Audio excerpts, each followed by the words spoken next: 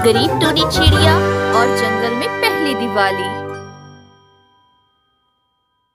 2 दिन बाद दिवाली थी। कालू कौवा अपने बेटे के लिए बहुत से पटाखे लाया था। मैं तुम्हारे लिए बहुत से महंगे महंगे पटाखे लाया हूँ। गरीब परिंदों का ख्याल करना, कहीं वो उठा ही ना ले। कुकू पटाखे देखकर बहुत खुश था। वो जंगल में इधर उधर सब पंछियों को दिखाता फिर रहा था। पर जब वो टूनी चिड़िया के पास से गुजरा तो वो उसके पास रुका ही नहीं। टूनी चिड़िया उसको आवाज लगाती रही, पर कुकू ने एक ना सुनी।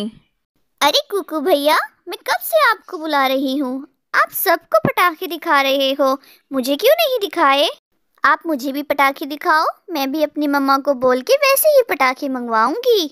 जैसे ही टूनी चिड़िया कुकू कौवे के पटाखों के पास जाती है, तभी कुकू कौवा टूनी को गुस्से से बोलता है और अपने पटाखे उठा के अपने पास रख लेता है। अरे मेरे पटाखों को हाथ ना लगाना, तुम बहुत गरीब हो, कभी ये गंदे हो जाएं। और क्या कहा तुमने? ऐसे पटाखे? हा हा हा, तुम मेरे एक मामूली सी मुलाजिम की बेटी हो। ऐसे पटाखे तो तुमने ख्वाब में भी नहीं देखे होंगे। कुकू, ये तुम क्या कह रहे हो? मेरी मम्मा काम करती है और कमाती हैं, और अमीर गरीब कोई नहीं होता, सब बराबर होते हैं। और आप देखना, मेरी मम्मा ने मुझसे वादा किया था कि वो भी मेरे लिए अच्छे पटाखे लेकर आएंगी। टूनी की माँ रानी चिड़िया कालू कौवे के खेत में काम किया करती थी। वो फसलों का ख्याल रखती, मिट्टी की खुदाई करती रहती और उसमें नए बीज लगाया करती थी। इसके बाद पकी हुई सब्जियों की वो टोकरियां बनाकर रख दिया करती थी। टूनी की मेहनत की वजह से कालू कौवे की सब्जियां बहुत अच्छी होती थी, जिसे वो उठा के बाजार लेके जाया करता था। उसे उन सब्जियों के बदले में बहुत अच्छे पैसे मिला करते थे, जिसकी वजह से वो दिन ब दिन अमीर से अमीर होता चला जा रहा था। साथ ही बहुत मगरूर था। उसके पास बहुत बड़ा घर था जिसमें वो अपने बेटे के साथ रहता था। दिवाली में सिर्फ 1 दिन बाकी था। रानी चिड़िया खेतों में पकी हुई सब्जियों की टोकरियां बना रही थी।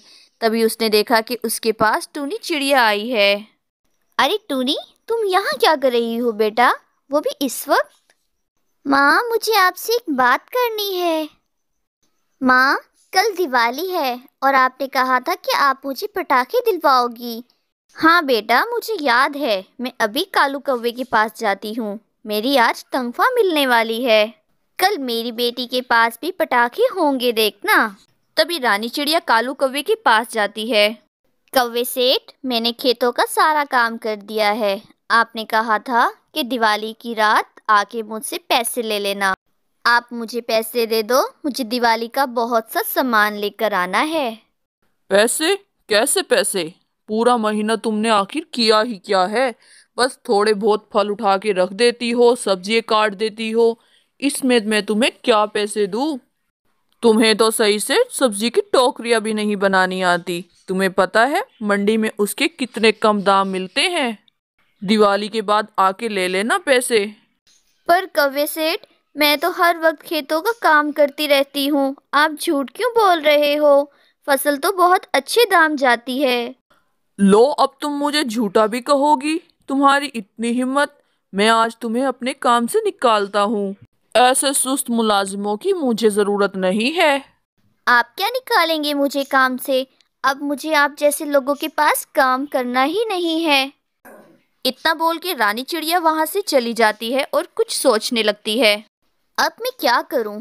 मैं टूनी चिड़िया को पटाखे कहाँ से ला कर दूंगी? मैंने तो उससे वादा किया था। तभी रानी चिड़िया की दिमाग की बत्ती जलती है और वो सीधा वहां से निकलकर दरिया के पास चली जाती है। दरिया के पास जाकर वो वहां से चिकनी और रेतली मिट्टी की खुदाई करने लगती है और टोकरी भरकर वहां से चल पड़ती है। वो मिट्टी लेकर गांव में आ जाती है। वहां जाकर वो उसको गूंदने लगती है।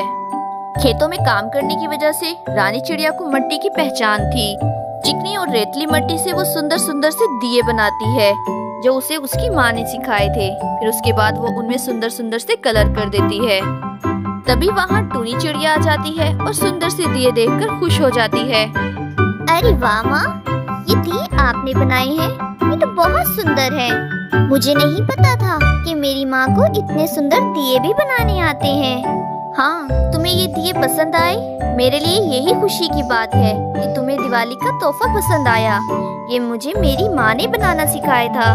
माँ, अगर आपको इतने सुंदर दिए बनाने आते हैं तो हम दिवाली पर दिए बनाकर बेचेंगे। बिल्कुल सही कह रही है तुम्हारी बेटी। तुम हम सब के लिए सुंदर सुंदर से ऐसे दिए बनाओ, हम सब फिर तुमसे खरीद लेंगे और तुम्हें कालू कौवे के पास भी नहीं जाना पड़ेगा। फिर रानी चिड़िया बहुत से सुंदर सुंदर दिए बनाकर अपनी एक दुकान खोल लेती है। दिए ले लो, सुंदर सुंदर दिए, दिवाली के दिए। रानी के सुंदर सुंदर दिए देखकर वहाँ बहुत से बच्चे आने लगे। मौसी, सुंदर सा दिया तो दो, ये लो पैसे। आहिस्ता आहिस्ता रानी चिड़िया की बिक्री होना स्टार्ट हो गई। जंगल के सारे परिंदे आते, रानी चिड़िया को पैसे देके दिए ले जाते। ऐसा करते करते शाम तक रानी चिड़िया के पास बहुत से पैसे जमा हो गए थे।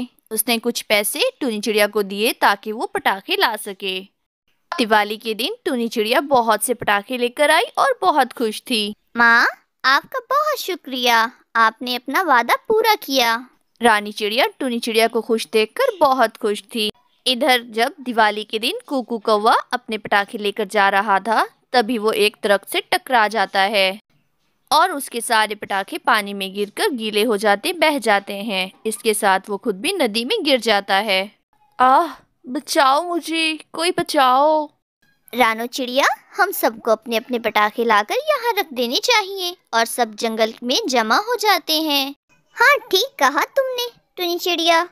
फिर जंगल के सारे पंछी एक जगह जमा हो जाते हैं और सारे पटाखे और दिए लाकर वहाँ रख देते हैं। शाम को हम सब लोग एक साथ पटाखे जलाएंगे, क्यों, है ना दोस्तों? हाँ हाँ, क्यों नहीं, क्यों नहीं। मेरा तो दिल कर रहा है एक पटाखा मैं उल्लू के पीछे बांध दूं। भला वो क्यों? वो सब लोग बहुत खुश थे।